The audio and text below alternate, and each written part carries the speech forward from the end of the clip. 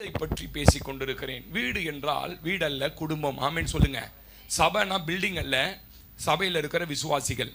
வீடு ஒரு மனிதனுடைய வாழ்க்கையில, குடும்பம் ஒரு மனிதனுடைய வாழ்க்கையில எவ்வளவு அவசியம் என்பதை பற்றி பேசிக் கொண்டிருக்கிறேன். கடந்த நாட்களிலே 2 பேரை காண்பித்து கொடுத்தேன். ஒரே தகப்பனுக்கு கீழாய் பிறந்து ஒரே ஊரிலிருந்து புறப்பட்டு வந்த 2 பேருடைய குடும்பத்தில் ஒரு வீடு முற்றிலுமாய் அழிந்து போனது. ஒரு வீடு தேவனுடைய கிருபையினால இன்றைக்கு வரைக்கும் நிலைத்திருக்குது. ஆமே. அப்ப அந்த வீட்டின் மீது நம்முடைய கவனம் எவ்வளவு தேவை. ஒரு மனிதன் தன்னுடைய வீட்டிலே உட்கார்ந்து குடும்பத்தோடு ஐக்கியப்பட்டிருந்தான், ஒரு மனிதன் வீதியிலே உட்கார்ந்து கொண்டிருந்தான் என்று கடந்த வாரத்தில் செய்தி எடுத்தேன். இந்த வாரத்திலும் அந்த செய்தியை தொடர்ந்து பேச விரும்புகிறேன். மத்தேயு எழுதின சுவிசேஷ புத்தகம் 7ஆம் அதிகாரம் அதனுடைய 24, 27 வசனங்களை வாசிங்க. ஆகையால் நான் சொல்லிய இந்த வார்த்தைகளை கேட்டு இவைகளின்படி செய்கிறவன் எவனோ அவனை கன்மலையின் மேல் தன் வீட்டை கட்டின புத்தியுள்ள மனுஷனுக்கு ஒப்பிடுவேன். பெரும் மழை சொரிந்து பெரும் வெள்ளம் வந்து காற்று அடித்து அந்த வீட்டின் மேல் மோதி அடித்தது, அது விழவில்லை. ஏனென்றால் அது கன்மலையின் மேல் அஸ்திபாரம் போடப்பட்டிருந்தது. சொல்லிய இந்த வார்த்தைகளை கேட்டு செய்யாதிருக்கிறவன் எவனோ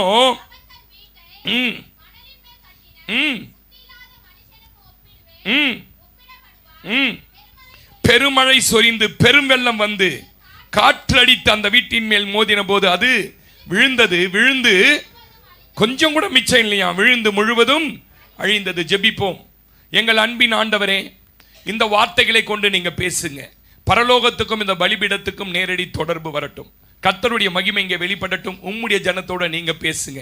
நான் ஒரு அப்பிரயோஜனமான ஊழியக்காரன் ஆண்டவரே, போஸ்ட்மேன் மாதிரி தகவல் கொண்டு வந்திருக்கிறேன். இந்த பிள்ளைகளுக்கு நற்செய்தி உண்டு, இதுல துச்செய்தி உண்டு, சந்தோஷப்படுத்துகிற செய்தி, துக்கப்படுத்துகிற செய்தி, ஆறுதல் படுத்த எச்சரிப்பின் செய்தி உண்டு.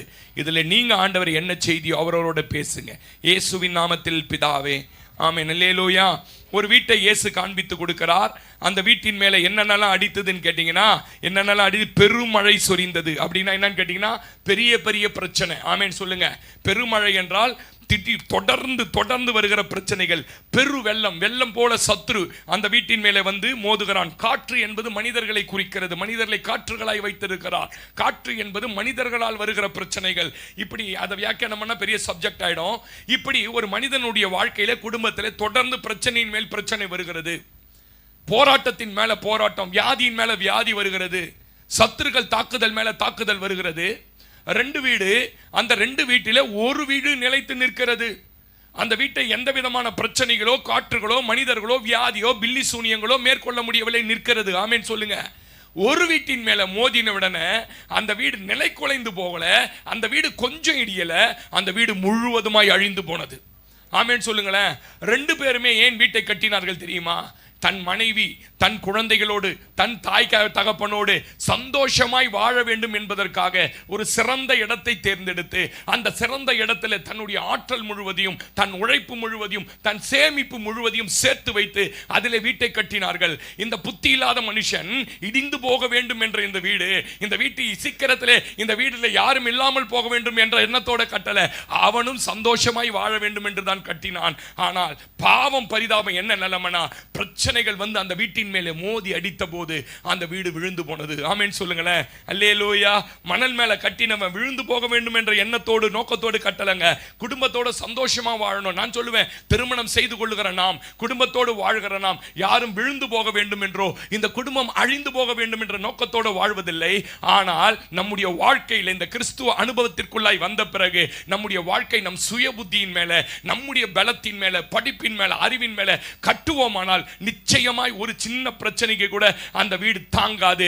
அதே மனிதன் ஆவியிலே கட்டுவானானால் அந்த வீடு எவ்வளவு பிரச்சனைகள் வந்தாலும் அந்த வீட்டை எந்த சக்தியும் மோத முடியாது.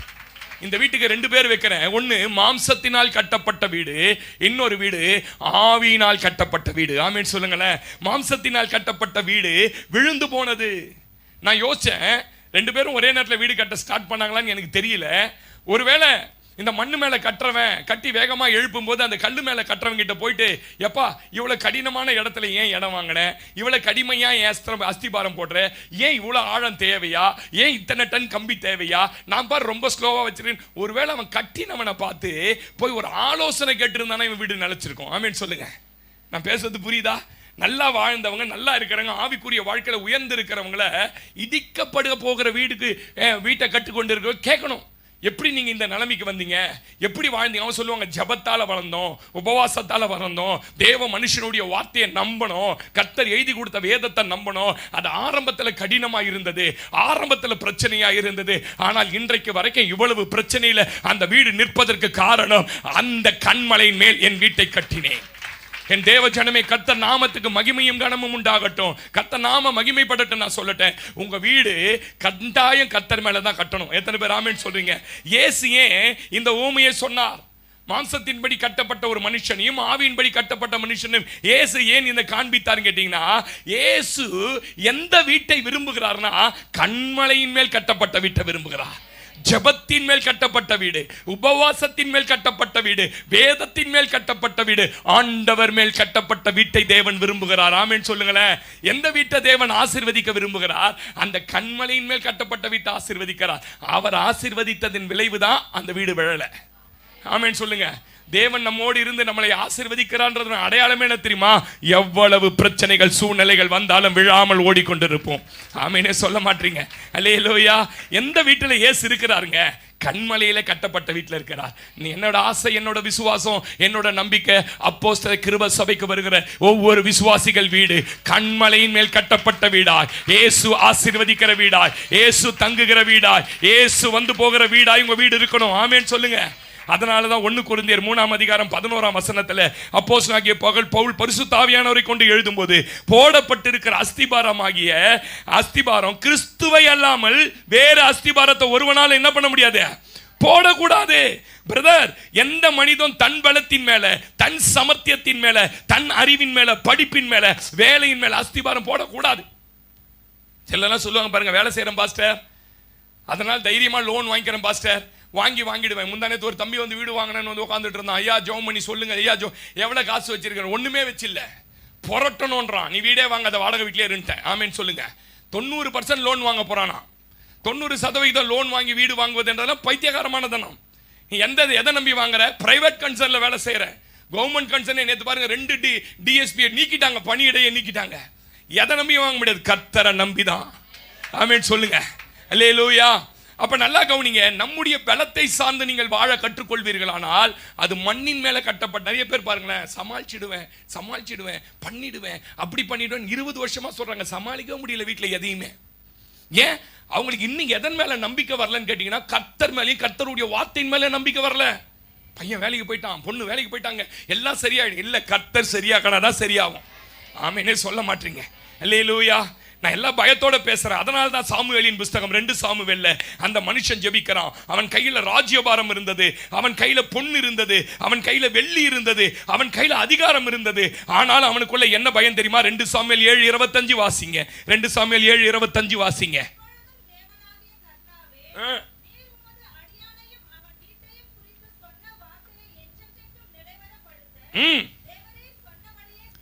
தேவரீர் சொன்னபடியே செய்தலும் சொல்லி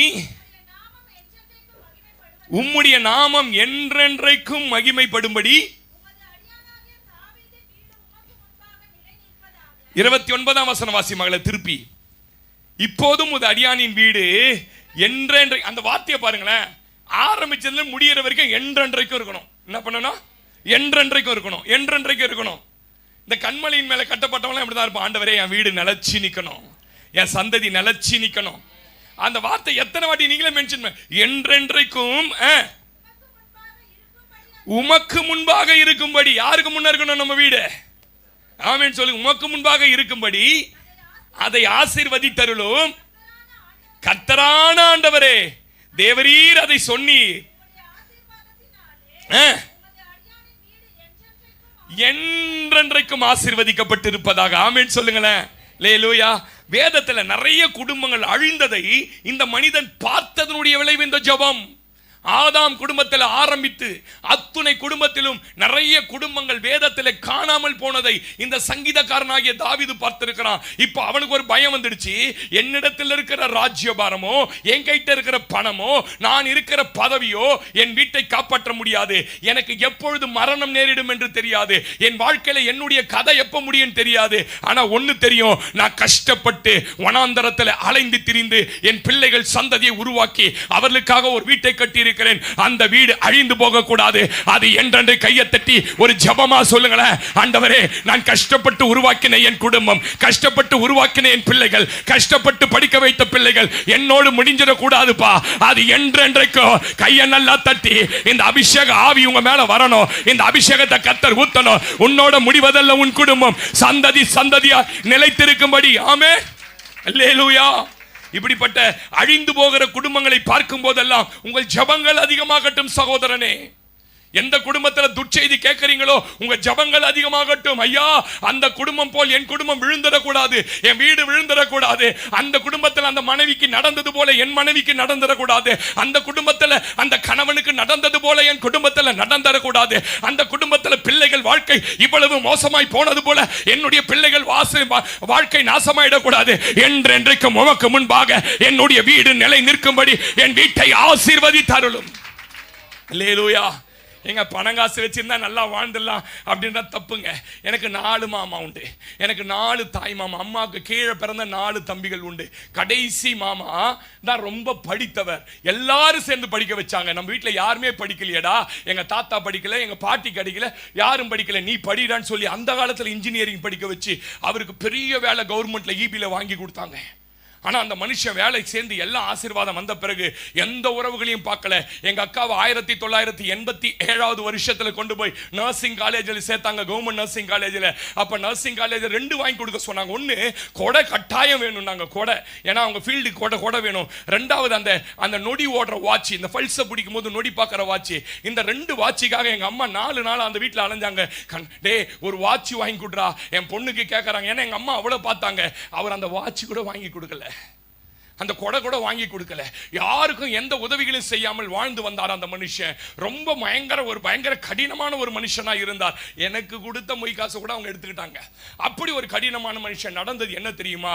அவருடைய அறிவின் மேல, பணத்தின் மேல, சமத்தியத்தின் மேல வீட்டை கட்ட வேண்டும் என்று முயற்சித்தார். நடந்தது என்ன தெரியுமா? 2 பிள்ளைகள் அவர்களுக்கு. ஒரு மகன் பிசினஸ் பண்ண போறேன்னு சொல்லி நிறைய லாரிகள், இந்த டிப்பர் லாரிகளை வாங்கி, நிறைய லாரிகளை வாங்கி தூத்துக்குடியில கொண்டு போய் ஓட்டலாம். பெரிய ஒரு இதுல ப்ராஜெக்ட்ல போய் ஓட்டலாம் பாருங்க. ஒரு நாள் ராத்திரி அந்த பணத்தை எல்லாம் பாக்கெட்ல வைத்துக் கொண்டு குடித்து விட்டு அந்த பார்ல, ஒரு விலை உயர்ந்த பார்ல குடித்து விட்டு இருக்கும்போது இவனிடத்தில் இருக்கிற அந்த பணங்களை எல்லாம் பார்த்தவர்கள் இவனை கொன்று போட வேண்டும் என்று இவனை கொண்டு போய் அந்த பணத்தை பிடிங்க, அவனை கொன்று எங்கேயோ உப்பளத்தில் ஒரு சாக்கடைக்குள்ள கொண்டு போய் புதைச்சிட்டு போயிட்டாங்க.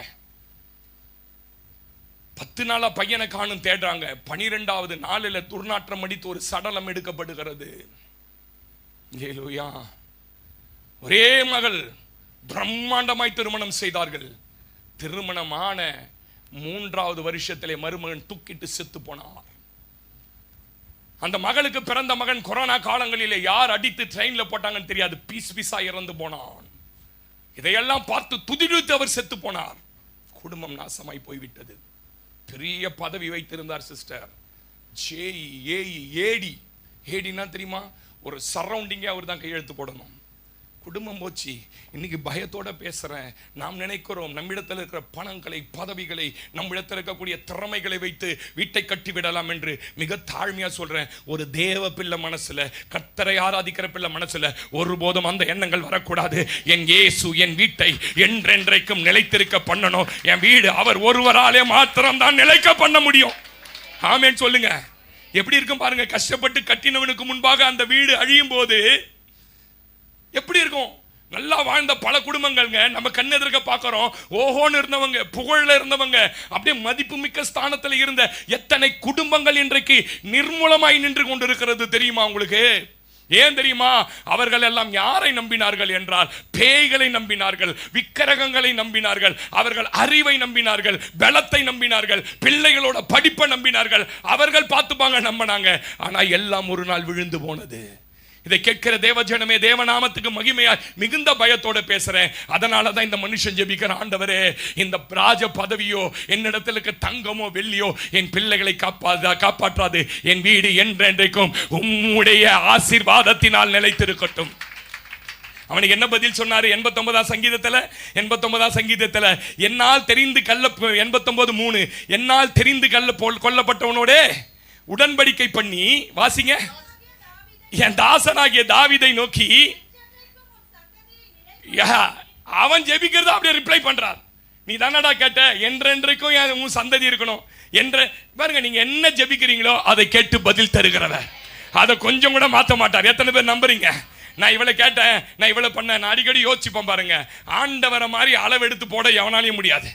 போன பையன் எத்தனை வருஷம் கழிச்சு வந்தான்னு தெரியல, அவனுக்கு கரெக்ட் அளவு மோதிரம், கொஞ்சம் கூட நூல் சுத்தலை. ஆமேன்னு சொல்லுங்க. நீங்களா அந்த நூலை சுத்தி இருப்பீங்க. அப்பா நீ இவ்வளவு குண்டாய் வருவே இல்லை உள்ளியாய் வருவேன்னு எனக்கு தெரியாதுப்பா. நான் சொல்லட்டுமா, நமக்கானதை சரியாய். ஆமேன்னு சொல்லுங்க. எத்தனை பேர் நம்புறீங்க? போன பையன் பல வருஷம் கழிச்சு வரான், கால் செருப்பு கூட அப்பா கரெக்டாக வாங்கி வச்சுக்கிறார். ஆமாவா இல்லையா? உனக்கு என்ன தேவை, நீ என்ன ஜெபிச்சியோ மகனே, நான் விசுவாசமா சொல்றேன், அதை கொஞ்சம் கூட மாறாமல் கையை நல்லா தட்டி, என் தேவன் யார் தெரியுமா? ஆமே. அவர் சொல்றாரு, என்றென்றைக்கும் இந்த வார்த்தை என் காதுல விழுந்ததுப்பா. அதனால நான் உனக்கு ரிப்ளை பண்றேன். என்ன ரிப்ளை பண்றேன்? படி மகளே, உன் சந்ததியை தலைமுறை என்றென்றைக்கும் நிலைப்படுத்தி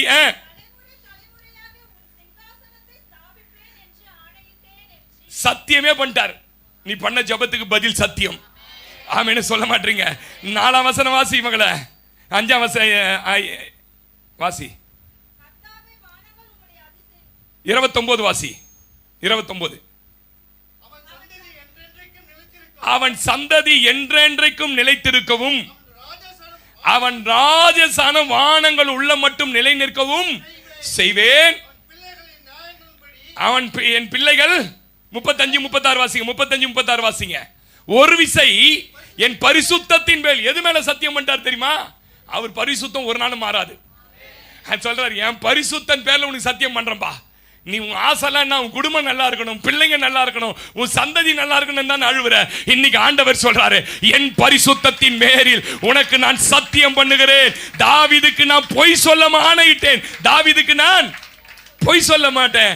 36ஆம் வசனம், அவன் சந்ததி என்றென்றைக்கும் அவன் சிங்காசன சூரியன் போல. அவன் என்றென்றைக்கும் ஜெபம், இவரு என்றென்றைக்கும் பதில் கொடுக்கிறார். அதான் ஆமென் சொல்லுங்க. அல்லேலூயா. அன்பு தேவ ஜனமே, ஒன்னு புரிஞ்சுக்கங்க. உங்க வாழ்க்கையில நீங்க எதற்காகலாம் ஜெபிக்கிறீங்கன்னு ஆண்டவருக்கு தெரியும். நீங்க ஜெபிக்கிறது உங்க பலன், உங்க அறிவு, உங்க சமர்த்தியத்தை வச்சு ஜெபிக்கிறீங்களா? அதெல்லாம் குப்பன்னு தூக்கி போட்டு அவரை சார்ந்து ஜெபிக்கிறீங்களா? அவர் பாதத்தை பிடித்து ஜெபிக்கிறீங்களான்னு கர்த்தர் நன்றா அறிவாரு. நான் சொல்றேன், அறிவு சமர்த்தியத்தின்படி திறமையின்படி ஜெபிக்கிறவனுக்கு அதற்கேற்ற பதில் வராது. ஆனால் தேவன் தான் என்று நம்புகிறவனுக்கு நீ என்ன ஜெபித்தாயோ அந்த பதிலை அப்படியே திருப்பி தருகிற ஒரு தெய்வம் என் ஆண்டவர். ஆமென். அல்லேலூயா. ரொம்ப பயத்தோட பேசுறேன். எப்ப நம்ம வாழ்வு முடியும் தெரியாது. உங்கள் வீடும் குடும்பமும் சந்ததியாய் தேவனுக்கு முன்பாக நிற்கணும். ஆமென் சொல்லுங்களேன். சொல்லணும். 10 தலைமுறைக்கு முன்னாடி டேவிட்னு இருந்தாரா எங்க தாத்தா. அவர் தான் எங்களை இவ்வளோ தூரம் கர்த்தருக்குள்ள வளர்த்தார். எத்தனை பேர் நம்புறீங்க? அதுதான் ஒரு மனிதனுக்கு சந்ததி ரொம்ப முக்கியம். ஏன் தெரியுமா? அது கர்த்தரால் ஆசீர்வதிக்கப்பட்டிருக்கும். எத்தனை பேர் ஆமென் சொல்றீங்க? கடந்த நாட்கள்ல சொன்னேன், 2 பேர், ஒருவனுடைய குடும்பம் அழிந்து போனது, ஒருவனுடைய குடும்பம் நின்றது என்று. இன்றைக்கு அந்த குடும்பத்திலே கடந்த நாட்களிலே யாரை தம் வீட்டுக்குள்ள சேர்க்கணும், யார் எந்த இடத்துல உட்காரணும், எங்க நம்ம உட்காரக்கூடாது என்பதை குறித்து கடந்த நாட்கள்ல பேசினேன். இன்னைக்கு என்ன பேச போறோம்? அதே சப்ஜெக்ட்ல எடுத்துங்க. ஆதியாகமத்தின் புஸ்தகம் 18ஆம் அதிகாரம் 2ஆம் வசனத்துல இருந்து வாசிங்க பிள்ளைங்க. தன் கண்களை ஏறெடுத்து பார்க்கும்போது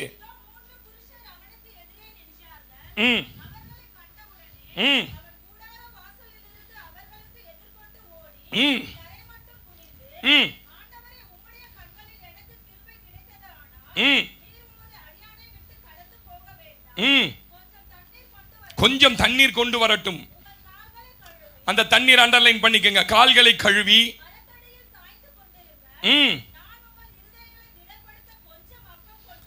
அப்பம் அண்டர்லைன் பண்ணிக்கங்க, கொண்டு வருகிறேன்.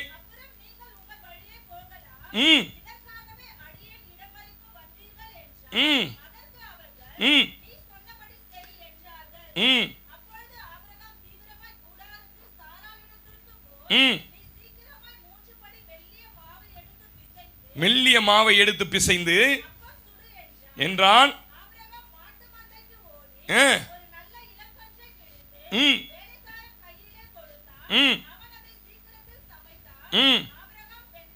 ஆபிரகாம், அண்டர்லைன் பண்ணிங்க, வெண்ணையையும் பாலையும் கன்றையும்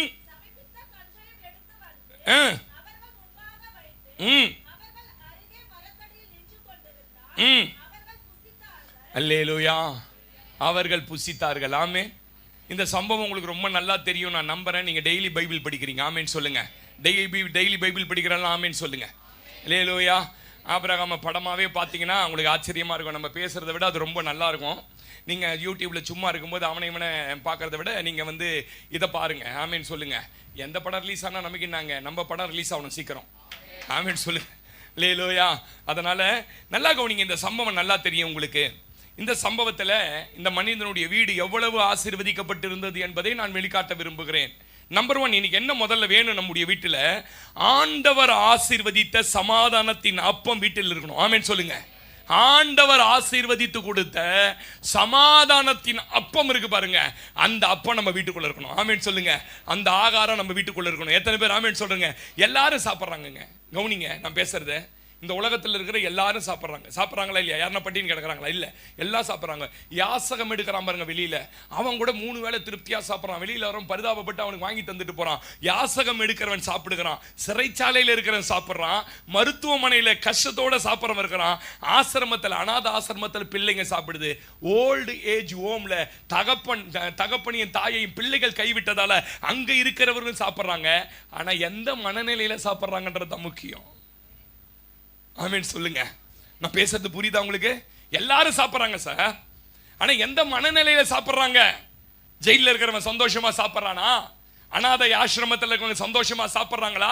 காலேஜ் ஹாஸ்டல்ல இருந்து அப்படியே கொண்டு வந்து பிள்ளைங்க எங்க ஹாஸ்டல்ல பார்ப்போம், அப்படியே கொட்டும். பார்த்தீங்கன்னா அதை ஏற்றிட்டு போறதுக்கே ஒரு லாரி வருவாங்க, ட்ரம்மா கொட்டுங்க, அழுது கொண்டே சாப்பிடும் பிள்ளைங்க. ஏன்? தாய் தகப்பன் பக்கத்தில் இல்லை, ஏக்கம். ஹாஸ்டல்ல இருந்த பிள்ளைங்களுக்கு புரியும். ஐயா எல்லாரும் சாப்பிட்றாங்க, ஆனால் எல்லாரும் நல்ல மனநிலையில சாப்பிடல. ஆனா ஆபிரகாமுடைய வீட்டுல அவங்க சாப்பிட சொன்னாங்க. அவங்க சொல்றாங்க, நீ சந்தோஷமா செய். ஆமெனே சொல்ல மாட்டீங்க, இங்கிலீஷ்ல அப்படிதான் வந்து சந்தோஷமா செய், ஆமென் சொல்லுங்க. இங்க பாருங்க, ஆபிரகாமுக்கு பிள்ளை இல்ல, ஆனாலும் அவருடைய வீட்டுல சமாதானத்தின் ஆகாரம் இருந்தது.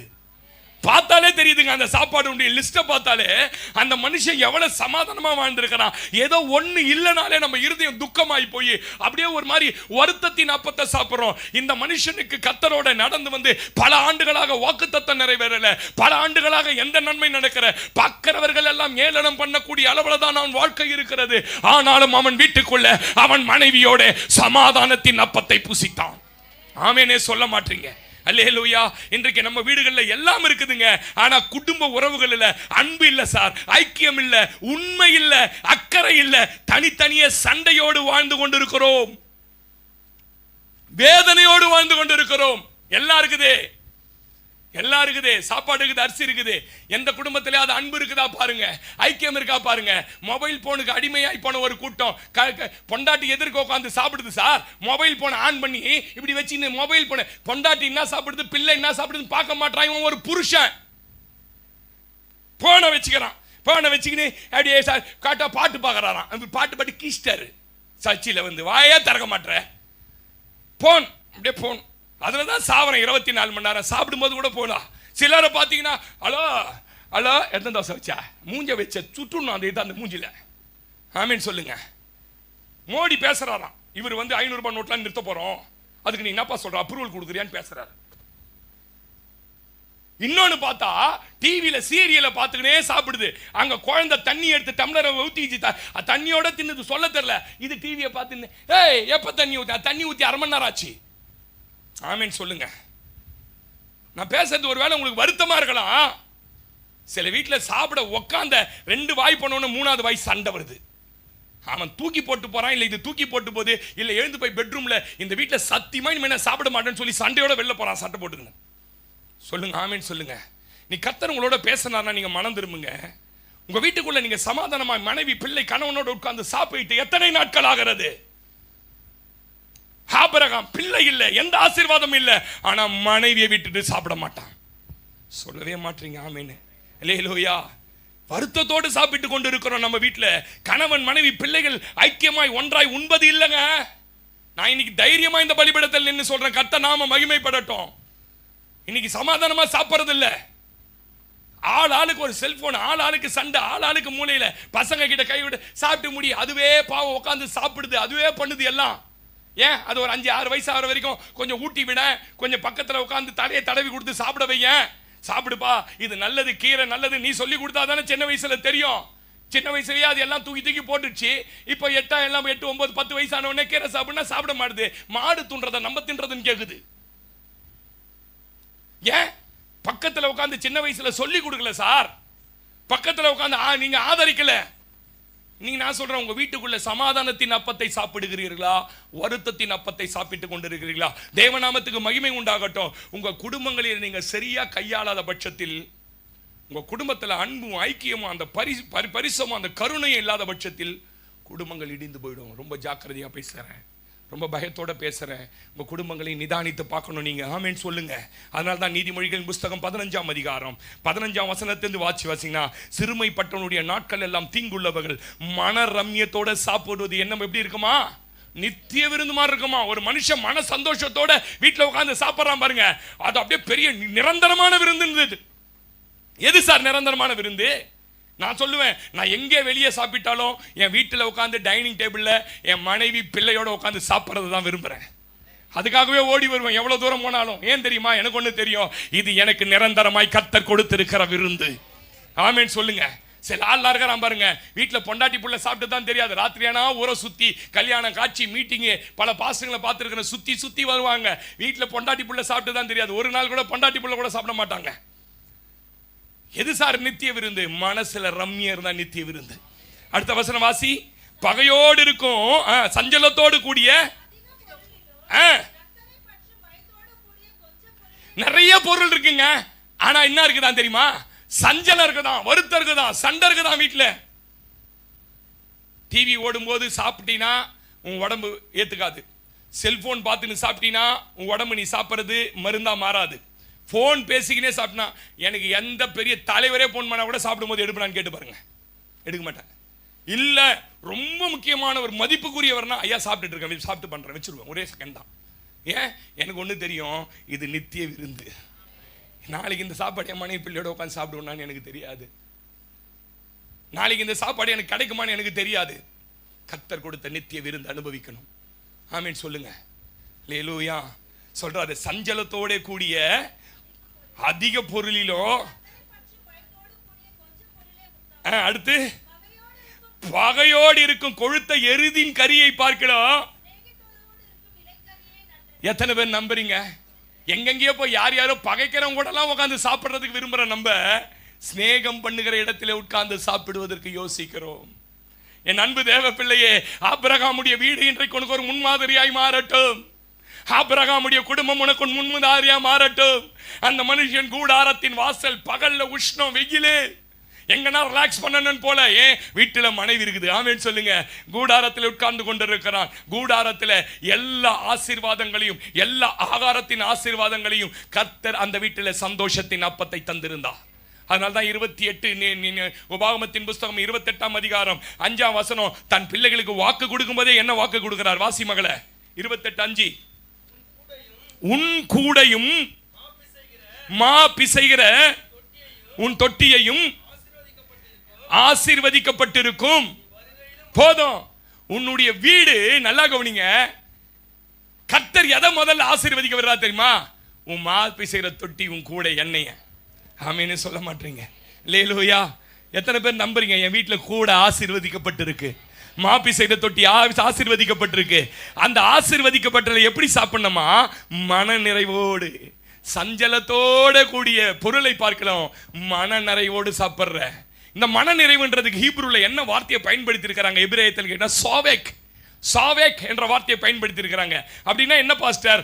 மன நிறைவு, போதுமானதை கர்த்தரிடத்திலிருந்து பெற்றிருக்கிறேன். இதன் மூலம் இதன் மூலம் கொடுக்கப்படுகிற ஆகாரம் என் குடும்பத்துக்கு ஆரோக்கியத்தையும் சமாதானத்தையும் இன்பத்தையும் பெற்றிருப்பதால் மனதிற்கு நிறைவு கிடைத்தது என்று உணர்கிறேன். ஆமென் சொல்லுங்க. இந்த சாவேக் என்ற வார்த்தை என்ன சொல்லுதா? மன நிறைவு அடைஞ்சிருக்கிறேன், போதுமானதை கர்த்தரிடத்திலிருந்து பெற்றிருக்கிறேன், இதன் மூலம் ஆகாரம் எனக்கு கொடுக்கப்பட்டதே, அதிலிருந்து ஆரோக்கியம் சமாதானம் இன்பம் பெற்றிருப்பதால் மனதுக்கு நிறைவை உண்டாகிவிட்டது என்று உணர்கிறேன். ஆமென். இன்னைக்கு எத்தனை பேர் வீட்டில் இந்த மாதிரி உணர்றீங்க? எத்தனை பேர் வீட்டில் சாவேக் என்கிற அந்த திருப்தியை கர்த்தர் கொடுத்திருக்கிறார்? மன நிறைவா இருக்கும் பாஸ்டர், எல்லாத்தையும் கர்த்தர் கொடுத்துட்டார் பாஸ்டர், இதை சாப்பிட்றதுனால ஆரோக்கியமா இருக்கிறோம். நான் அடிக்கடி சொல்லுவேன், சாப்பிட ஆண்டவரே சோத்த ஆசீர்வதிங்க ஆண்டவரே, இது எனக்கு மருந்தா மாறணும் ஆண்டவரே. எதுக்கு சாப்பிட்றது? மருந்தா மாறணும் ஆண்டவரே, இது எனக்கு டைஜெஸ்ட் பண்ணணும் ஆண்டவரே, இதை கஷ்டப்பட்டு சம்பாதித்த என் மனைவி ரொம்ப நாள் உயிரோடு இருக்கணும் ஆண்டவரே. இதெல்லாம் தான் ஜெபம் சார். நான் என்ன சொன்னேன்? சில ஆள் நான் பார்த்து ஜெபம் பண்ண மாட்டேன், கை நேரம். சில ஆள்லாம் தலைக்கு மேல தூக்கி பயங்கர பக்தியா காட்டுறாங்க. ஹோட்டலில் இருக்கிறவங்களும் அப்படி பார்க்குறான். அவரை என்னடா மேலே ஒரு தூக்கு, கீழே ஒரு தூக்கு, நடுவில் ஒரு தூக்கு, இங்கே ஒரு தூக்கு. அது இல்லை சார். வச்சு சொல்லலாம், ஆண்டவரே எத்தனையோ பேர் ஆகாரம் இல்லை இருக்கிறான், எனக்கு ஆகாரத்தை தந்திருக்கிறேன், இது எனக்கு மன நிறைவை தருது, இது எனக்கு சந்தோஷத்தை தருது, நான் சாப்பிட்ற இது ஆரோக்கியமாக மாறணும், மருந்தாக மாறணும். என் மனைவி எனக்காக பார்த்து பார்த்து செஞ்சுருக்கு, எங்கள் அம்மா எனக்காக பார்த்து பார்த்து செஞ்சுருக்குது, அது ரொம்ப நாள் இந்த பூமியில் வாழணும். சொல்லவே மாட்டீங்க. லேலூயா. யோவான் 6ஆம் அதிகாரம் 11-12 இயேசு தம் பிள்ளைகளை எவ்வளவு நேசிக்கிறார் என்பதனுடைய அடையாளம் அங்க இருக்குது. இயேசு அந்த அப்பங்களை எடுத்து ஸ்தோத்திரம் பண்ணி சீஷர்களுக்கு கொடுத்தார். சீஷர் பந்தி இருக்கிறவர்களுக்கு கொடுத்தார்கள். அப்படியே மீன்களையும் அவர் எடுத்து அவளுக்கு வேண்டிய மட்டும் என்ன பண்ணாராம்? அந்த வார்த்தை என்ன ரொம்ப டச் பண்ணி இருந்ததுங்க. எப்படி கொடுத்தாராம் சிஸ்டர்? வேண்டிய மட்டும் கொடுப்பார். எத்தனை பேர் நம்புறீங்க? வாசிங்க அடுத்த வசனம். அதாங்க ரொம்ப முக்கியம். அவர்கள் எப்படி ஆயிட்டாங்களா அந்த அப்பத்துல? ஐயா திருப்தி அடையணையா? சகோதரி கவனிங்க, உங்க வீட்டுக்காருக்கு உப்பு பிடிக்குமா, புளி பிடிக்குமா, காரம் பிடிக்குமா கண்டுபிடிக்கணும். அவருக்கு எதை பிடிச்சா உங்க காலையை சுத்தி சுத்தி வருவாரு. மீன் ஆயும்போது பாருங்க, கல் எடுத்து வச்சிங்கன்னா கூட போவாது. ஆமேன்னு சொல்லுங்க. மீயா மீயான்னு சுத்தி சுத்தி வரும். ஆமா, அந்த மாதிரி உங்க வீட்டுக்காரர் சுத்தணும். நீங்க அவரு டேஸ்டுக்கு ஏற்ற மாதிரி செய்யலனா, டேஸ்டா எடுத்துன்னு வர ஆள் வந்ததுன்னா தாவிடுவார். ஆமேன்னு சொல்லுங்க. நான் சொல்றது விளையாட்டுக்கெல்லாம் சொல்லல. மனைவினுடைய வேலை என்ன தெரியுமா? கணவனுக்கு விரும்பினபடி ஆகாரம் சமைத்து கொடுக்கணும். நான் பிப்ளிக்கலா பேசுறேன். ஆமீன் சொல்லுங்க. டேஸ்டா இருந்ததுன்னா அந்த ஆள் எங்கேயுமே போக மாட்டான் சாப்பிட. பெரம்பூர் சீனிவாசா எந்த சீனிவாசா என்ன ஆகுது? என் மனைவி சொல்ற மாதிரி தோசை எவனாலையும் சொல்ல முடியாது. ஆமீன் சொல்லுங்க. அப்படி சொல்லணும். சில வீட்டுல சாணி கொட்டின மாதிரியே தட்டின மாதிரியே எடுத்து போடும் பாரு. அது சாப்பிட்டே விக்கியே தண்ணி குச்சி செத்துருவான். பாத்துக்கிறீங்களா? இந்தா போட்டேன், அது இவ்வளவு தடி இருக்கும் பார்த்தா. அப்பமா இல்ல கேரளாக்காரன் தோசையா? இல்ல சமையல் பண்ணவே கத்துக்கல. பல பேர் என்ன பண்ணல, நீங்க நம்புறீங்களா இல்லையா? நீங்க ஒரு பொண்ணை கல்யாணம் பண்ணி கொடுத்துட்டாங்க, எதுவுமே தெரியாது, கல்யாணம் பண்ணி கொடுத்துட்டாங்க. எல்லாம் யூடியூப் தான். டவுட்னா அம்மா போன் தான். ஆமேன்னு சொல்லுங்க. அம்மா மட்டன் வாங்கி வந்துக்கிறாங்கம்மா, மட்டனை குக்கர்ல வச்சியா, உப்பை போட்டியா, எல்லாம் பண்ணுச்சு. நல்லா குழம்பு கொச்சி வச்சு அம்மா சொன்னாங்க, இப்போ என்ன அம்மா என்னம்மா பண்ண, குழம்பு கொச்சிச்சா, நல்லா கொச்சிச்சா, கறி வச்சா, இப்போ தேங்காவை போடுனாங்க பாருங்க, கரெக்டாக தேங்காய் போட்டுச்சு. ஆமேன்னு சொல்லுங்க. 8 மணி டைனிங் டேபிள் உட்காந்தா மாமியார் மாமனார் எல்லாம் உட்காடுறாங்க பாருங்க. 8 இவ்வளவு பெரிய தேங்காய், அதில் இருக்கிற நாரெல்லாம் உறிஞ்சி கிரிஞ்சி அப்படியே கறி குழம்பு பூரா என்ன இருக்குது? நாறு. நாறுனா நாறு சாதாரண நாள் இல்ல. எடுத்தா நடுவில் ஒரு தேங்காய் இருக்குது. இன்னமே அப்படி பண்ணிக்கிறேன். எங்க அம்மா தான் கடைசியா தேங்காய் போட்டு சொல்லிச்சு, அதனால தேங்காய் குடுமையோட என்ன பண்ணிட்டேன். இல்லைங்க, நான் கிண்டலுக்கு சொல்ல, நடந்த சம்பவம். கணவன் டேஸ்ட் தெரியல நிறைய பேருக்கு. திருப்தியா இருந்தா அவங்க எங்கேயும் போக மாட்டாங்க. எத்தனை பேர் நம்புறீங்க? நம்ம வீட்டுக்குள்ள திருப்தி வரணும், சாவேக் அப்படி வரணும். என் தேவன் கொடுத்த ஆசீர்வாதம் மன நிறைவா இருக்கிறேன், ஆரோக்கியமா இருக்கிறேன். எங்க சந்தோஷமா சாப்பிடும்போது அது மெடிசனா மாறுதான். எத்தனை பேருக்கு தெரியும்? உண்மையா பொய்யா தெரியும். நீங்க அதனால தான் சாப்பிடும்போது எதை பத்தியும் கவலைப்படாதீங்கன்னு சொல்றாங்க. ஏன் ஹோட்டல்ல எல்லாம் அப்படி ஒட்டி அது ஒட்டி அழகா அப்படி பொண்ணுங்களாம் இப்ப போட்டான் பாருங்க. எல்லா ஹோட்டல்லையும் ஒரு கல்யாணத்துக்கு போயிருந்த பாருங்க, என் பக்கத்துல காதுல வந்து கேக்குது, அந்த பொண்ணு ரொம்ப அழகா இருந்தது. என்ன கேக்குது? சார் இது ஏன் சார் சாப்பிடலன்னு. விட்டா ஊட்டிடுவோம் போலக்குதுமா. நான் சொல்லுங்க சார் ஊட்டுறது. என் மனைவி பக்கத்துல தான் உட்காந்துக்குது. இப்படி வந்து கேக்குது. என் பொண்டாடி கூட கேட்கல ஏன் சாப்பிடலன்னுட்டு. பக்கத்துல வந்து சார் இது ஏன் சார் சாப்பிடலன்னு. ஏமா விட்டா எங்க இங்க என் காது எங்கக்குது, அது வாய் எங்கக்குது. விட்டா விட்டவா சார் இருந்துச்சேம்மா, நீ போமாயம்மா, ஏற்கனவே குடும்பத்தில் 1000 பிரச்சனை. நல்லா கவனிங்க சிஸ்டர். ஏன் இதெல்லாம் செய்யறாங்க? ஹோட்டல் போனீங்கன்னா ஒரு மன சந்தோஷம் வருது. பிள்ளைங்களுக்கு அதே தோசை தான் தெரியுங்க. அங்க போனா அப்படி கோரா எடுத்துன்னு வரான், தலையில டுப்பிலாம் போட்டுக்கின்னு 7 சட்னி வைக்கிறான். சாம்பார் பார்க்கும்போது நம்ம வீட்டில் தின்ன மாட்டேது, சனி முடிச்சு இங்க தின்னுப்பான்னு சொல்றோம். விஷயம் என்னன்னு கேட்டீங்கன்னா, மனசுக்குள்ள என்ன வந்துச்சு? சந்தோஷம் வந்துச்சா வரலையா? சந்தோஷமா சாப்பிட்டா என்ன நடக்குதான்? அது மருந்தா மாறுதான், அது பலனை தருதான், அது வெளியே புறப்பட வைக்குதான். ஆமேன்னு சொல்லுங்க. இல்லையா? அதோட சண்டையோட சாப்பிட்டு பாருங்களேன். அவன் சாப்பிட்டதெல்லாம் காலைல சட்னியா வெளில வந்துடலாம். ஒன்று சில ஆள்லாம் வீட்டில் சண்டையே போட்டு இருக்கிற ஆள்லாம் பாருங்க, ஆரோக்கியமாக இருக்க மாட்டான் பாருங்க. ஏன்? அவனுடைய மன நிறைவோடு அவன் என்ன பண்றது இல்லைன்னா ஆகாரத்தை பிசி. ஏசு பாருங்க, எல்லாரும் சாப்பிட்டு என்ன பண்ணாங்களா? திருப்தி அடைந்தார்கள். வாசி பிரதர்.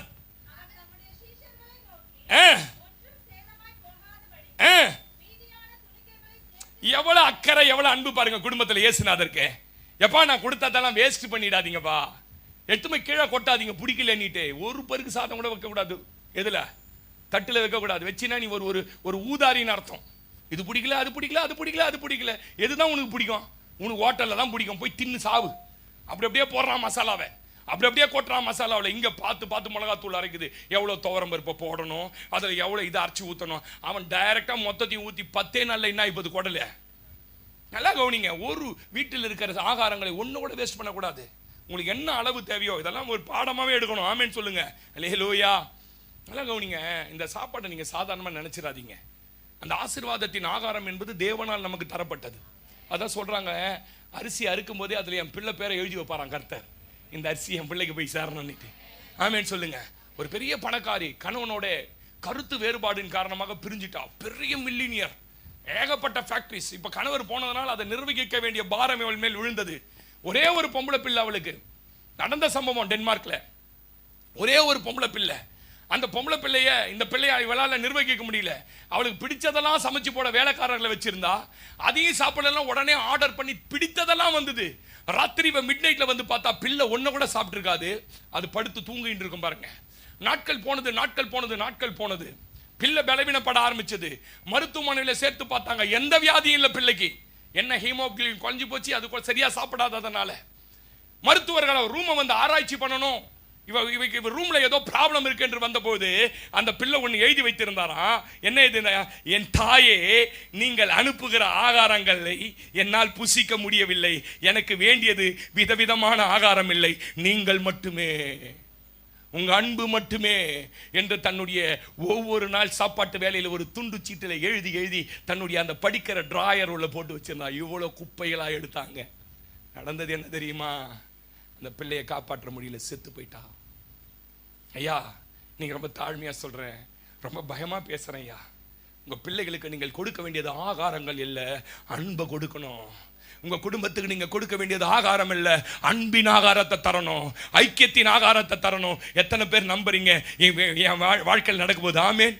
நான் சொல்றேன், நீங்கள் உங்க குடும்பங்களுக்காக செய்ய வேண்டிய சிறந்த ஒன்று இருக்குமானால் தேவன் தந்திருக்கிற அந்த திருப்தியின் ஆசீர்வாதத்தில் அவர்களோடு நேரம் செலவிட்டு உங்கள் வாழ்க்கையே அவர்களுக்காக தான் என்பதை வெளிப்படுத்தி ஒரு நாளில் ஒரு வேளையாவது குடும்பமாய் உட்கார்ந்து ஜெபம் செய்து உணவு அருந்துங்கள்.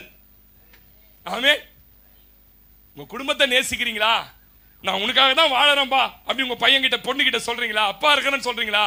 நீங்க செய்ய வேண்டிய ஒரு வேலை ஒன்று உண்டு. என்ன தெரியுமா? அவர்களுக்காக நேரம் செலவிட்டு ஒரு வேளை ஆகாரமாவது கட்டின மனைவியோடு பெற்றெடுத்த பிள்ளைகளோடு அம்மா அப்பாவோடு சாப்பிடணும். சொல்லுங்க ஆமேன் சொல்லுங்க. ஏசான் ஒருத்தன் வரணும், காட்டில் போய் ஃப்ரெண்டுங்களோட வேட்டையாடி தின்றது தான் அவனுக்கு பிடிக்கும். ஆனால் அவனுக்கு வயசாச்சு சிஸ்டர். வயசான போது எபிரேயர் 11ஆம் அதிகாரத்தில் சொல்றான், ஐயோ என் வாழ்க்கையில ஒருவேளை சோத்துக்காக என் சேஷ்ட புத்திர பாகத்தை வித்து போயிட்டேன், ஐக்கியம் புரியல, அன்பு புரியல, எனக்கு அந்த ஆசீர்வாதம் வேண்டும் என்று கண்ணீர் விட்டானாம். ஆனால் அவன் மனம் அறியும் அது அவனுக்கு என்ன பண்ணலையா? கிடைக்கவில்லை என்று எபிரேயர் 12ஆம் அதிகாரம் 17ஆம் வசனத்தில் எழுதப்பட்டிருக்கிறது. என் அன்பு தேவ பிள்ளையே, உன் வாழ்க்கையில நான் பேசுகிற இந்த சத்தியம் உன் வாழ்க்கையை மாற்றணும். இப்படி செய்யும் போது குடும்பத்தில் யாரும் தவறான வழியில போக மாட்டாங்க. ஒரு நாளைக்கு ஒரு தடவையாவது என்னை நிமிர்ந்து பாருங்க. ஒரு நாளைக்கு ஒரு தடவையாவது மனைவி பக்கத்துல, பிள்ளைங்க பக்கத்துல, அப்பா அம்மா பக்கத்துல உட்கார்ந்து என்ன குறை, என்ன நிறை, ஸ்கூல்ல என்ன நடந்தது, உன் ஃப்ரெண்ட் என்ன சொன்னாங்க, இப்படி அன்பு ஐக்கியத்தில் இருக்கிற மனைவியா இருக்கட்டும், பிள்ளைகளா இருக்கட்டும், எந்த குடும்பத்திலும் எந்த தவறி போகிற வாய்ப்புகள் ஏற்படாது. ஆமென் சொல்லுங்க. எத்தனை அப்பாவுக்கு பிள்ளைங்க சாப்பிட்டது ராத்திரி தெரியும், எத்தனை அம்மாங்க ராத்திரி பிள்ளைகள் சாப்பிட்டது தெரியும். நிறைய குடும்பங்கள்ல என்ன நடக்குதுன்னே தெரியல. கடமைக்காக சமையல் பண்ணாதீங்க, அன்புக்காக சமையல் பண்ணுங்க. ஏன் இன்னைய வரைக்கும் கல்யாணம் இத்தனை வருஷம் ஆச்சு, எங்க அம்மா வைக்கிற மீன் குழம்பு தான் பிடிக்குதுன்னு ஏன் கணவன் சொல்றான்? நீங்க வந்து வச்ச மீன் குழம்பு பிடிக்கா, நீ கடமைக்கு வைக்கிற, அவங்க அன்புக்காக வைக்கிறாங்க. நான் பேசுறது உங்களுக்கு புரிஞ்ச ஆமென் சொல்லியிருப்பீங்க. அல்லேலூயா. இன்றைக்கு நான் பேசுற இந்த சத்தியத்துக்கு நீங்க செவி கொடாவிட்டால் இழக்க போகிற, இழந்து போன அந்த நாட்களை, சந்தோஷத்தை திரும்ப உங்களால வாங்க முடியாது சிஸ்டர். கையில பணம் இருக்கும், பொருள் இருக்கும், ஆனா பிள்ளை உங்ககிட்ட இருக்க மாட்டான், மகா உங்ககிட்ட இருக்க மாட்டா, எல்லாம் இருக்கும். எந்த மனுஷன் குடும்பத்தை நேசிக்கலையோ, எந்த மனுஷன் குடும்பத்தோட ஒரு நாளில், அவன் எவ்வளவு பெரிய பிஸி மேனா இருந்தாலும் சரிதான், ஒரு நாளில் ஒரு முறையாவது குடும்பத்தோட, யூதர்கள் இன்றைக்கு ஆரோக்கியமா இருக்கிறாங்க, அறிவுல சிறந்திருக்கிறாங்க, உலகத்தையே அசைக்கிறாங்க யூதர்கள் என்று ஏன் சொல்றாங்க தெரியுமா? ஒரு நாளில் ஒரு முறையாவது தன் குடும்பத்தோட தான் சாப்பிடுவார்கள். இஸ்லாமிய சகோதரர் பாருங்க, ராத்திரி 11 மணிக்கு அவன் கடையை மூடிட்டு வரைக்கும் பொண்டாட்டி பிள்ளைங்க உட்காந்துருப்பாங்க தெரியுமா உங்களுக்கு? ஒரே தட்டுல வச்சு சாப்பிட்டு, அவன் எடுத்து கட்சி போட்டது இவன் சாப்பிட்டு, இவன் கடிச்சு போட்டது அவன் சாப்பிட்டு, நமக்கு பார்க்க அருவருப்பாகுதுன்றான் அவன். அதனால தான் அத்தனை பிள்ளைகளோட ஒற்றுமையா இருக்கிறான். ஆமென் சொல்லுங்க. ஒரே ஒரு முஸ்லீம் வீட்டில் போனீங்கன்னா நம்மள மாதிரி தனி கொடுத்தாலாம் கிடையாது சார். 7 பிள்ளை இருந்தாலும் 7 பிள்ளைய வீட்டில் வச்சு மெயின்டைன் பண்றான். எப்படி இந்த அன்பு ஐக்கியம் உண்டானது தெரியுமா? அது ஆகாரத்தில் உண்டானது. இவன் தோசை சுட்டு அது ஒரு ரூம்ல விட்டுறோம், இது ஒரு ரூம்ல விட்டுறோம், அது அந்த ரூம்ல உட்காந்துங்குது. இவர் பார்த்தா நதியாவை பார்த்துனே சாப்பிட்றாரு. நதியா தானே இப்போ எனக்கு இப்போ நடிக்கிட்டு, அந்த காலத்தில் நதியா பார்ப்போம் நாங்கள். ஆமேன்னு சொல்லுங்க. ஏன்னா சின்ன பொண்ணு மாதிரியே இருக்கும் அந்த காலத்தில், ஏறக்குறைய என் வயசு அதுக்கு. ஆமேன்னு சொல்லு. நல்லா கவனிங்க சிஸ்டர், இது இல்லை வாழ்க்கை. வீட்டுக்கு வந்து செல்போன்லாம் தூக்கி சோட்டி அடிக்கணும் மூலையில். செல்போனு செல்போனு செல்போன், செல்போன்லேயே செத்துற போறீங்க சில ஆள்லாம். குடும்பமே இடிஞ்சு உழப்போறது செல்போனில் தான். எழுதி வச்சுக்கோங்க. ஆமேன்னு சொல்லுங்க. இந்த மாதிரி பேயை நான் உலகத்திலேயே பார்த்தது இல்லை சார். ஒத்த பேர் பாதி பேரை நரகத்தின் வாசலுக்கு கொண்டு போயிடுச்சு. நரகத்தின் எட்ஜில் இருக்கிறான். இப்போ 4 கேட்டு திறக்கணும். இப்போ நரகத்தின் கேட்டு. ஆமேன்னு சொல்லுங்க. பரலோகத்தில் வந்து கை நீட்டி நிற்கிறாரு. எப்பா செல்போனை தூக்கி போட்டு உன்னை தூக்கிடுறேன், ஆனாலும் தூக்கி போட மாட்டான், கையிலே வச்சு நிற்கிறான். ஆமேன்னு சொல்ல மாட்டீங்க. லேலூயா. ஆபிரகாமுடைய வீட்டில் தண்ணீர் இருந்தது, ஜீவ தண்ணீராகிய இயேசு இருந்தார். ஆமேன். சுத்தம் பண்றதுக்கு தண்ணி கொடுக்குறான். காலை கழுவிக்கங்க சிஸ்டர். உங்க வீட்டில் என்ன இருக்குதோ இல்லையோ, ஜீவ தண்ணீராகிய இயேசு இருக்கணும். ஆமேன் சொல்லுங்க. அந்த இயேசு இருந்தாதான் சுத்தம் பண்ணுவார் உங்க வீட்டை. உங்க மனசை சுத்தம் பண்ணுவார், சிந்தையை சுத்தம் பண்ணுவார், பார்வையை சுத்தம் பண்ணுவார். உன் வீட்டுக்குள்ள இதெல்லாம் சுத்தமா இருக்கணும். ஆமேன் சொல்லுங்க. எத்தனை பேர் நம்புறீங்க? உட்காரு, அச்சு போட்டு உன்னை பேன்ல தொங்க விட்டுருவோம், ஞாபகம் வச்சுக்கோ. ஆமே. அல்லேலூயா. இதெல்லாம் வேற அந்த யூடியூப்ல கேட்கறவங்க, இந்த பாஸ்டர் பயங்கர கோவக்கார் பாஸ்டர் போடுறோம். ஆமேன்னு சொல்லுங்க. ரெண்டாவது என்ன சிஸ்டர் இருந்தது? மெல்லிய மாவு இருந்தது. மெல்லிய மாவை பத்தி பேசி இருக்கிற, மாவை உருவாக்குறதுக்கு அதை பொட்டச்சி அதுல இருக்கிற அழுக்கெல்லாம் எடுத்து கழுவி சுத்தம் பண்ணி, ஆமேன்னு சொல்லுங்க, பரிசுத்தம் இருந்தது. அந்த பரிசுத்தத்துல சுடப்பட்ட அப்பம் இருந்தது. எப்படிங்க ஆபிரகாம் வீட்டில் இவ்வளவு பெரிய ஆசீர்வாதம்? அதான் ஆபிரகாமுடைய வீடு. ஆமேன்னு சொல்லுங்க. பரிசுத்தத்தில் சுடப்பட்ட அப்பம் இருந்தது, இளம் கன்று இருந்தது. அது பலிக்கு அடையாளம், ஆராதனைக்கு அடையாளம். ஆபிரகாம் வீட்டில் ஆராதனை இருந்தது. ஆமேன்னு சொல்ல மாட்டீங்க. லேலூயா. அது அப்படியே நீங்க இது வரைக்கும் படிச்சிருப்பீங்க. இப்போ உங்க கண்கள் திறக்கப்படும். அப்புறம் என்ன பாஸ்டர் இருந்தது? வெண்ணெய் இருந்தது. ஆமேன்னு சொல்லுங்க. ஒரு வெண்ணெயை வச்சு இன்னமும் செய்யலான்றாங்க பாருங்க. வெண்ணெய் என்பது என்ன? 2 ஆசீர்வாதங்கள். ஒன்று பூமிக்குரிய ஆசீர்வாதமும் ஆவிக்குரிய ஆசீர்வாதத்தின் செழிப்பையும் கர்த்தர் அந்த வீட்டுக்குள்ள வைத்திருந்தார். கையை தட்டி சொல்லு, ஆபிரகாம் வீட்டில் இருந்தது என் வீட்டில். அப்புறம் என்ன சிஸ்டர் இருந்தது? பால் இருந்தது சிஸ்டர். பால்னா திருவசனமாகிய ஞான பால். அவன் வீட்டுக்குள்ள வசனம் இருந்தது சார்.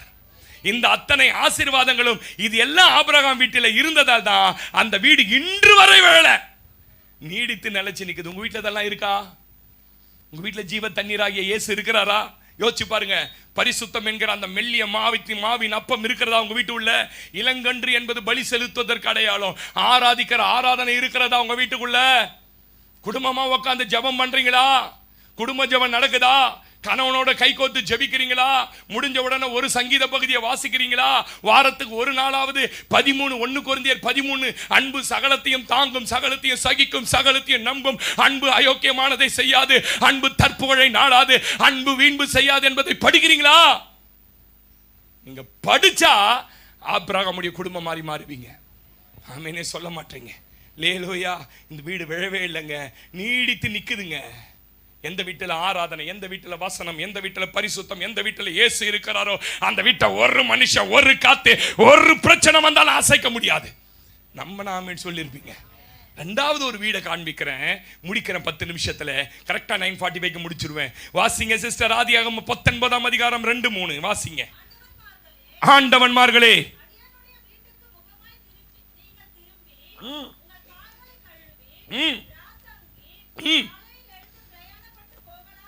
என்றான்.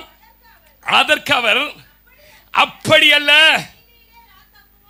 வீதியிலே ராத்தங்குவோம் என்ற. வீட்டுக்கு கூட வர விரும்பலங்க. 3 பேர் வந்தாங்க இல்லையா? யார் வீட்டுக்கு? இங்க எத்தனை பேர் வந்திருக்கிறாங்க? அப்ப வந்த ஒருவர் யாரு? இயேசு. அந்த வீட்டுக்கு கூட வர விரும்பல. நான் ஓப்பனா சொல்றேன், சில வீட்டுக்கு இயேசு வர விரும்பல. 2 தூதர்கள் கூட வீட்டுக்கு வரது விரும்பலடான்றார். அடுத்த வசனம் வாசிங்க சிஸ்டர். கெஞ்சரா, ஐயோ என் வீட்டுக்கு வாங்க என்று வருந்தி கேட்டுக்கொண்டான். பிரவேசித்தார்கள். அவன் புளிப்பு இல்லாத அப்பங்களை சுட்டு அவர்களுக்கு விருந்து பண்ணினான். அவர்கள் புசித்தார்கள். ஆமென் சொல்லுங்க. இங்க ஒரு வீடு காண்கிற, 3ல ஒருவர் இல்ல, இயேசு இல்ல. அந்த இருவரும் வீட்டுக்கு வருவதற்கு விரும்பவில்லை. ஏன்? தேவன் விரும்புகிற எதுவுமே அந்த வீட்டில் இல்லைங்க. எதுவுமே அந்த வீட்டில் இல்ல சார். தேவன் விரும்புகிற எதுவுமே அந்த வீட்டில் உள்ள. காட்ட போறோம் கொஞ்ச நேரத்தில். ஒரு மனுஷனுடைய வீடை கர்த்தர் விரும்பணும். இவன் செல்வ செழிப்பா மாறிட்டான், ஆசீர்வாதமான இடத்துக்கு போயிட்டான். இப்ப இவன் வீடு என்ன வீடா மாறிடுச்சுன்னு கேட்டீங்கன்னா, துன்மார்க்கனுடைய வீடு மாறி போச்சு. யோபுவின் புஸ்தகம் 21ஆம் அதிகாரம். தேவநாமத்துக்கு மகிமை உண்டாகட்டும். 7ஆம் வசனத்தை வாசிங்க. 21:7 வாசிங்க. யோபு 21:7. துன்மார்க்கர் ஜீவித்து வல்லவரானேன்.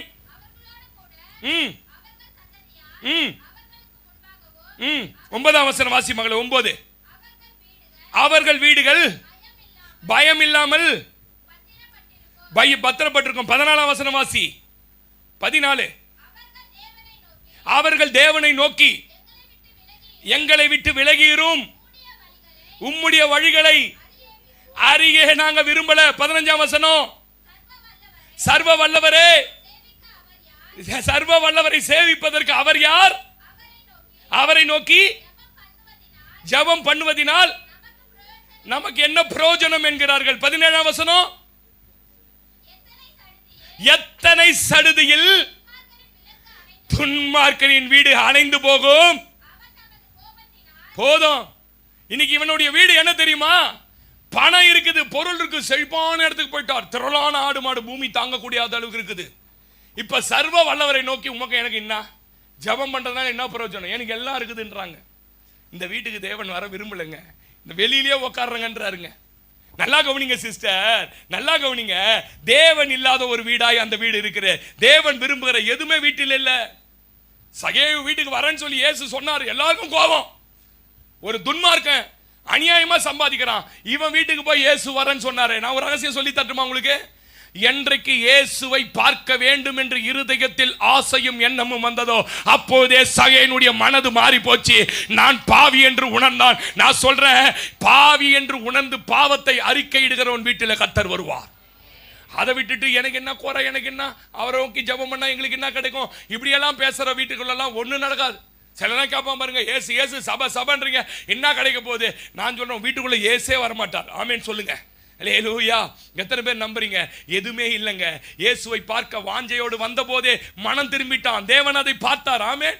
இந்த மனுஷனை பாருங்க, தவறான ஊரு, தவறான மக்கள், தெய்வ பயம் இல்லாதவங்க, துணிகர பாவம் செய்வர்கள் மத்தியில எந்த உணர்வும் எந்த மனம் திரும்ப இல்லாமல் லோத்தும் அவன் குடும்பம் உட்கார்ந்துட்டு இருக்கிறாங்க. அவனை சுற்றிலும் பாவம் செய்கிற மனிதர்கள், அவனுக்கு இருக்கிற நண்பர்கள் எல்லாம் பாவிகள். பாவம் செய்கிற ஆளை தைரியமா ஐக்கியம் கொண்டு உள்ள உட்கார்ந்துருக்கிறாங்க இந்த மனுஷன். அல்லேலூயா சொல்லுங்க. அல்லேலூயா. அதனுடைய விளைவு தேவன் வீட்டிற்கு வரவில்லை. எல்லா பயத்தோடு நான் பேசுறேன். மனம் திரும்பாத வீட்டில் ஒருபோதும் தேவன் இருப்பது இல்லை. ஆமே. இப்ப இந்த வீட்டுக்கு வந்தா இந்த வீட்டில் என்ன இருக்குது தெரியுமா உங்களுக்கு? என்ன இருக்குது தெரியுமா? என்ன இருக்குது சிஸ்டர்? படிங்க. அப்பம். சொல்லுங்க, எல்லாம் சொல்லுங்க. அப்பம். அப்பத்தை தவிர வேற ஒண்ணுமே இல்லை. வேற ஒண்ணுமே இல்லைங்க. அந்த அப்பத்துக்கு சைட் டிஷ் ஒரு கிரேவி கூட செய்யல, ஒரு சட்டினி கூட அரைச்சி போடல தேவதூதருக்கு. இது பேர் விருந்துன்னு வைக்கிறான் வேற அவன். ஆமேன்னு சொல்லுங்க. நீங்க எங்க வீட்டுக்கு வாங்க, என் மணி வெறும் தோசையை சுட்டு போடுது, உங்களுக்கு சட்னி எதுவும் கிடையாது. என்ன சொல்லுவீங்க? ராஜன் வந்து சாப்பிட்டு என்ன சொல்லுவாரு? ஏமா இந்த பாஸ்டமா பார்த்தாதாம்மா வெள்ளைகள்லாம் போட்டுக்குது, முறைக்க தோசையை வச்சு விக்கிச்சு எனக்கு தண்ணியில தொட்டு சாப்பிட்டு வந்த சொப்பின்னுவாரு. ஆமாவா இல்லையா? வெறும் அப்பம் வைக்கிறாங்க. இந்த வெறும் அப்பம் என்ன பாஸ்டர்? உயிர் வாழ, உயிர் பிழைப்பதற்கு அப்பம் தவிர வேற எந்த ஆசீர்வாதமும் வீட்டில் இல்லை. சந்தோஷம் அந்த வீட்டில் இல்ல, மனமகிழ்ச்சி அந்த வீட்டில் இல்ல, ஐக்கியம் அந்த வீட்டில் இல்ல, அன்பு அந்த வீட்டில் இல்ல. ஒரு வீட்டில் யாருமே ஒன்றா இல்ல, ஒற்றுமையா இல்ல. நம்ம மத்தியில யாராவது இப்படி இருக்கிறீங்களா? வீட்டுல எல்லாம் இருக்குது, ஆனா அது வெறுமையா இருக்குது, ஒண்ணுமே இல்லைங்க. நான் இப்படி சொன்னா கோச்சி கூடாது. பொண்டாட்டி எங்க போனாங்க? பாவங்க அந்த மனுஷன் வருந்தி வீட்டுக்குள்ள கூட்டிருப்பான். லோத்துனுடைய மனைவி பேரை கூட கர்த்தர் போட விரும்பல பைபிள்ல. ஏன்னா அவ்வளவு மோசமான பொண்ணு, பேக மாட்டு ஊர சுத்துற பொம்பளை பொழுது. அம்மா அப்படின்னு கூப்பிட்டுருப்பான், பேர் எதனா ஒண்ணு வச்சு. இங்க பேரை வச்சா எதனா தப்பாயிட போகுது. ஆமேன்னு சொல்லுங்க. ரோகிணி இருப்பான், ரோகிணியை காணும். ரூம் ரூமா தேடி இருப்பான். 8 ரூம் இருந்தது. பாவம், பெரிய வீடு இல்ல, பணக்காரன் இல்ல. 8 வீட்லயே காணும். இந்த பக்கம் திரும்பினா இந்த பக்கம் கௌதமி நான் பொண்ணு காணும். ஆமேன்னு சொல்லுங்க. கம்பெனிக்கு போயிடுச்சு. அல்லேலூயா சொல்லுங்க சார். இந்த சின்ன பொண்ணை தேடலாம், சின்ன பொண்ணை தேடனா யாரையுமே காணும். மனுஷன் பார்த்தான், இவனுங்களை வேற வீட்டுக்குள்ள கூட்டு வந்துட்டேன், வெக்கமா அசிங்கம் போயிடும், எனக்கு ஒன்றும் தெரியாது. கடகடன் போய் ஃப்ரிட்ஜை திறந்தா ஃப்ரிட்ஜில் கொஞ்சம் மாவு இருந்தது. கடகடன் எடுத்து டங்கு டங்குன்னு தட்டினா, தட்டி இந்த இந்திக்காரன் போடுறான் டங்குன்னு இதுல தாபால போட்டு 2 ரொட்டி எடுத்தாந்து வைக்கிறான். தேவதூதர் 2 பேர் பார்க்குறாங்க, என்னடா இது ரொட்டி? கொஞ்ச நேரத்துக்கு முன்னே காலையில் ஒரு வீட்டில் சாப்பிட்டோம். என்ன சாப்பாடு தெரியுமா? இளங்கன்று அடிச்சு அதுல தொடையெல்லாம் கிரேவி பண்ணிட்டு மார்கண்டத்தெல்லாம் வறுத்து காலை சூப்பு வச்சு கொஞ்சம் சாரா இருக்குது வீட்டுல. சொல்லுங்க அல்லேலூயா சொல்லுங்க. நாக்கு கறினா, வாழு சூப்புன்னா, காலையில என்ன விருந்து சாப்பிட்டு முடிச்சுட்டு வெளியில வந்தா வெண்ணெயில செஞ்ச ஐஸ்கிரீம். என்ன ஐஸ்கிரீம் சார்? என்ன ஐஸ்கிரீம்? கிளம்பலாம் அந்த நேரத்தில் திக்கா தண்ணி ஊத்தாத கலந்த ஒரிஜினல் பால். எப்படி இருக்குது அந்த வீடு? இப்ப இந்திக்காரன் தட்டினா மாதிரி இருக்குது.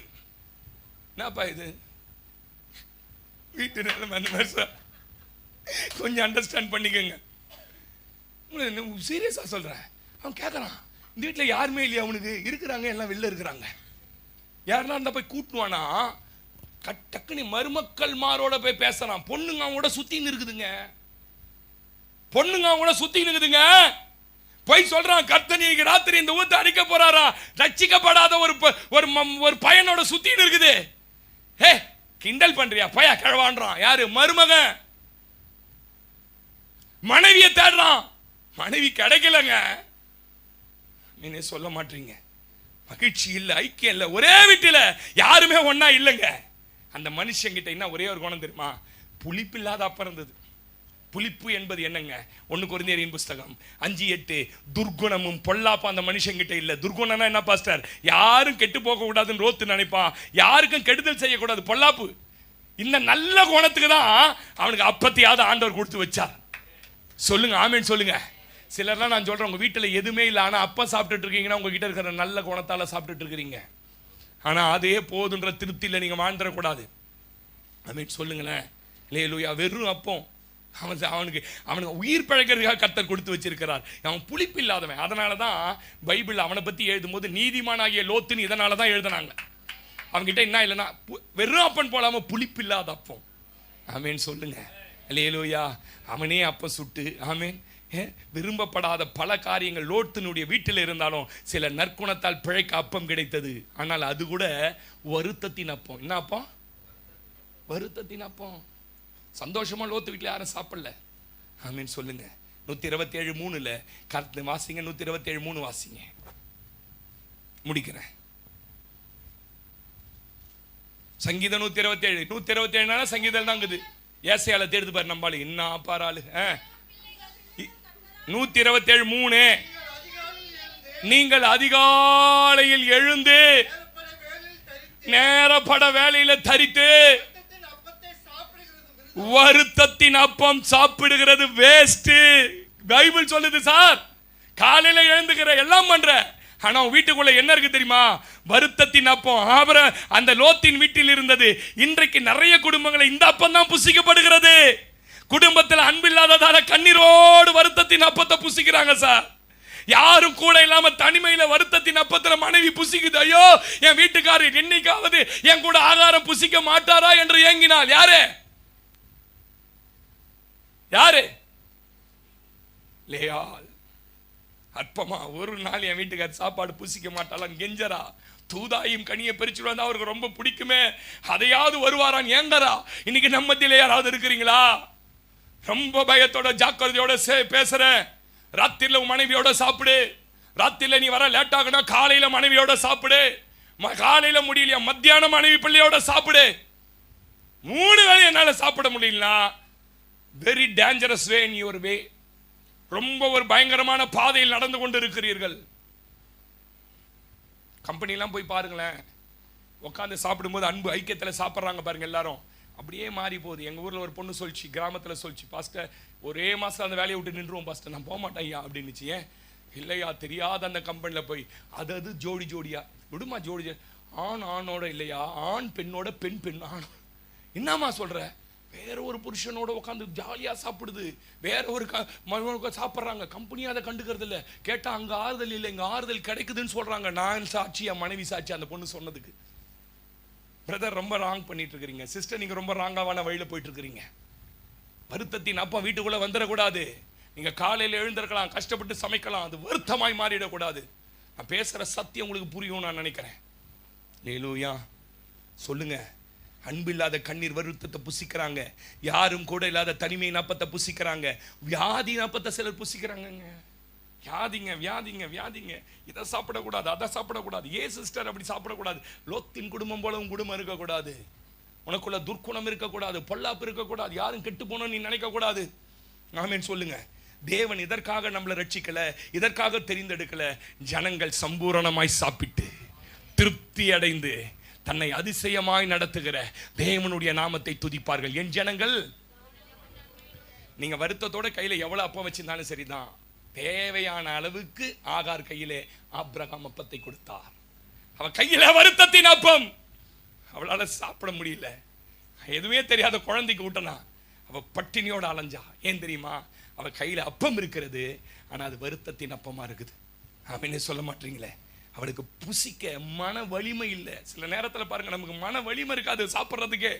மனது பூரா பாரம் கஷ்டம் அப்படியே அமுக்கி வச்சிருக்கோம். சாப்பாடு ஒரு பொருட்டா இருக்காது. அப்படி யாராவது நம்ம மத்தியில் இருக்கிறீங்களா? கர்த்தர் பேசுறார், உன் வீட்டை ஆபிரகாமின் வீட்டை போல சந்தோஷத்தின் வீடாய் அப்பத்தின் வீடாய். ஆமேன் சொல்லுங்களேன். யாத்திராகமம் மத்தேயு 15:26 வாசிப்பாங்க. இயேசுவின் கையில் இருந்த அப்பத்தை திருப்தியாய் சாப்பிட வேண்டியவர்கள் வருத்தத்தோட துணிக்கைகளை சாப்பிட்டுட்டு இருக்கிறாங்க. அவர் சொல்றார், இந்த அப்பா என் பிள்ளைகளுக்காக நான் திருப்தியாய் சாப்பிட கொண்டு வந்தேன். ஆனால் இவர்களோ புறஜாதி போல் துணிக்கைகளை தின்னு கொண்டு இருக்கிறார்கள். ஆமென் சொல்லுங்க. காரணம், அவங்க குடும்பத்தில் ஐக்கியம் இல்லை, சமாதானம் இல்லை, குடும்ப ஜெபம் இல்லை, ஐக்கிய ஆகாரம் இல்லை. இயேசு கிறிஸ்துவே வீட்டில் இல்லைங்க. இன்னைக்கு ஒப்பு கொடுங்க. இன்னைக்கு வீட்டை சுத்திக்கிறீங்க, பரிசுத்தப்படுத்துங்க, தேவையில்லாததெல்லாம் அகற்றுங்க. ஃப்ரெண்டு முக்கியம் சொல்லி ராத்திரில 11 மணி 12 மணிக்கு வர்றதெல்லாம் கட் பண்ணு. இல்லைன்னா உன் பிள்ளைகளை இழந்துருவேன், மனைவியை இழந்துருவீங்க. ஜாக்கிரதையா சொல்றேன். புருஷனை இழந்துருவோம்.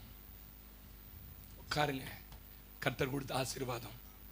உட்கார்ந்து ஜெபம் பண்ணுங்க. குடும்பம் ஜெபம் இல்லாத வீடு, கூரை இல்லாத வீடு. சத்துரு வந்து இறங்கிடுமா வீட்டுக்குள்ள. ஆராதனை வீடு, அலங்கம் இல்லாத வீடு. உங்க வீட்டை பரிசுத்தப்படுங்க. ஆண்டவரே, லோத்துனுடைய வீட்டில் எல்லாம் இருந்தது, ஆனால் சந்தோஷம் இல்லை, சமாதானம் இல்லை, ஐக்கியம் இல்லை. மனைவி வீட்டில் இல்லை, ஓடுறான். இந்த இடத்துல யார் இருக்கிறதா பைபிள் போட்டிருக்கு, படிக்கும்போது அழுதாங்க, ஓடுனாங்க.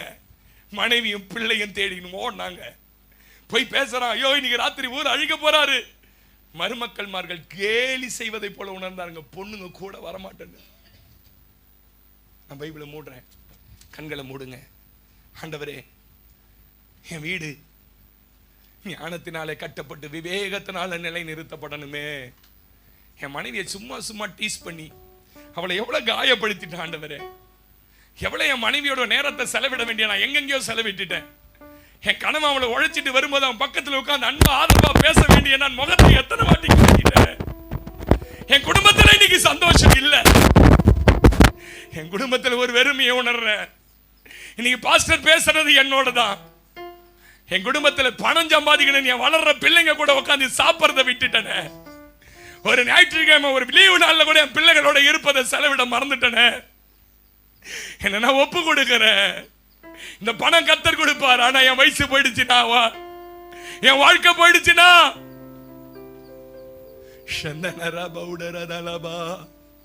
அப்பா ஒப்பு கொடுக்கிறேன்னு சொல்லுங்க. இன்னைக்கு என் குடும்பத்தோட செலவிட ஒப்பு கொடுக்கிறேன். உன் வாழ்க்கையில எந்த நன்மையும் கர்த்தரால் நடக்காம இருந்தாலும் ஒப்பு கொடு. ஆபிரகாம் எதிர்பார்த்த பிள்ளை செல்வம் இல்ல, ஆனாலும் குடும்பத்தில் ஆசீர்வாதத்தின் ஐக்கியத்தை வச்சிருந்தாரு. சகோதரி ஒப்பு கொடு. சகோதரி, உன் பிள்ளைகளோட உட்காந்து, உன் பேர பிள்ளைகளோட உட்காந்து டெய்லி சாப்பிடு. உன் குடும்பத்தோட உட்காந்து நேரத்தை செலவிடு. அவங்களுக்கு பாடம் கத்து கொடு. அவங்க கிட்ட அன்பை காட்டு. உன் புருஷன் கிட்ட அன்பை காட்டு. மனைவி கிட்ட அன்பை காட்டு.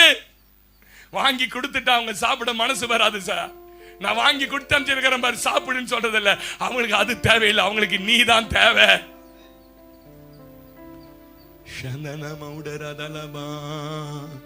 இயேசுவே,